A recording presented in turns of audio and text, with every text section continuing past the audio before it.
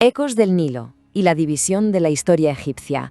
Arranca aquí un nuevo segmento educativo, una inmersión profunda en uno de los relatos más grandiosos y perdurables de toda la humanidad. Nos adentramos en las arenas del tiempo. Ante tanta inmensidad surge, casi de inmediato, una reflexión ineludible, una que resuena con un peso inmenso. ¿Cómo estructuran los estudiosos la eternidad? Porque claro, hablamos de miles de años de una civilización continua, riquísima, complejísima. Todo eso no puede abarcarse simplemente como un gran bloque monolítico. Resulta absolutamente necesario imponer un cierto orden humano sobre este vasto y a veces intimidante lienzo del tiempo. Buscar patrones, definir ciclos, trazar fronteras dentro de una cronología que de otro modo resultaría totalmente inabarcable. La respuesta a ese gran interrogante se expone con total contundencia. Y es que existe una óptica académica firme, un consenso fundamental que sostiene todo el peso de esta historia. Los especialistas han establecido una división definitiva de la evolución de la cultura egipcia. La han fragmentado en periodos muy distintos y claramente delimitados, abarcando desde aquellos lejanos albodes de la unificación, bajo el mítico rey Narmer, hasta su eventual declive ptolemaico. Y ojo, no se trata de un simple ejercicio de clasificación arbitraria, para nada. Es la estructura maestra, el prisma definitivo a través del cual podemos descifrar hoy la increíble resistencia de la civilización del Valle del Nilo a lo largo de los siglos. Toda esta monumental arquitectura del tiempo descansa sobre una cifra exacta, el número 3. Una figura solitaria, sí, pero de un peso histórico verdaderamente incalculable. Esta cifra marca la cuenta precisa de los grandes pilares de poder que sostuvieron la grandeza de Egipto. Toda la narrativa de gloria de esta milenaria civilización pivota sobre 3, y exactamente 3 momentos cumbre. Los momentos que definen la auténtica cúspide de la organización humana en la antigüedad. La precisión con la que se articulan estas épocas de esplendor es absoluta. Imperio Antiguo, Imperio Medio e Imperio Nuevo. Esta cadencia resuena como el propio latido de la progresión cultural egipcia.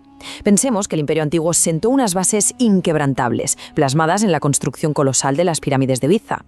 Luego el Imperio Medio floreció a través de un profundo y fascinante renacimiento literario y administrativo. Y finalmente el Imperio Nuevo culminó con una inmensa expansión militar y un poder internacional sin precedentes.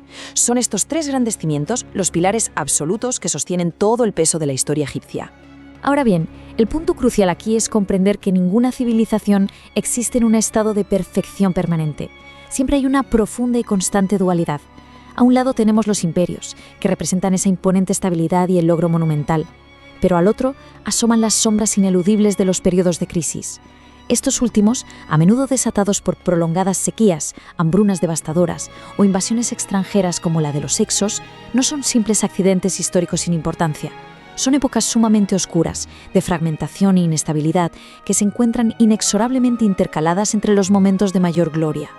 Un ritmo implacable de auge y colapso.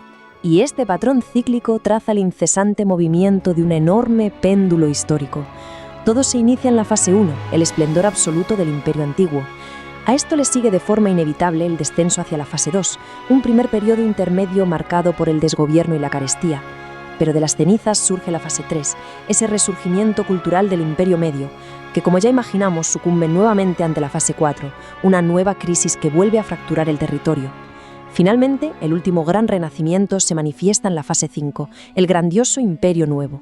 Es en definitiva una oscilación constante, un vaivén entre la luz cegadora de las edades doradas y la oscuridad profunda de la desintegración. Así que toda esa inabarcable narrativa de milenios enteros puede destilarse en una progresión que resulta implacable. Primer paso, los grandes imperios, la consolidación suprema del poder. Segundo paso, las crisis intercaladas, esa erosión interna que una y otra vez fractura la estabilidad lograda. Y el tercer paso, el peldaño final de esta escalinata descendiente, que marca la culminación inevitable de la historia autónoma de esta región. El destino final, la dominación extranjera. Tras agotar todos sus ciclos internos de renacimiento y de crisis, tras siglos y siglos de una extraordinaria resistencia, la estructura misma de la civilización cede definitivamente ante fuerzas externas. Es el ocaso absoluto. Hablamos de la disolución permanente de la soberanía bajo el yugo inquebrantable de poderes foráneos, desde los dominios persas hasta llegar a las implacables legiones romanas. Una conclusión tajante, sombría e irreversible que pone fin a la era de los faraones y sella para siempre el destino de una cultura sin igual. Todo esto conduce a una última y profunda reflexión. ¿Es el declive y la dominación el destino final de todo gran imperio? Ante el peso abrumador de la historia, solo nos queda el silencio y el eco de esta pregunta, un cuestionamiento que resuena de forma implacable, proyectando la sombra del antiguo Egipto sobre cualquier era y sobre cualquier civilización que se alce buscando la eternidad.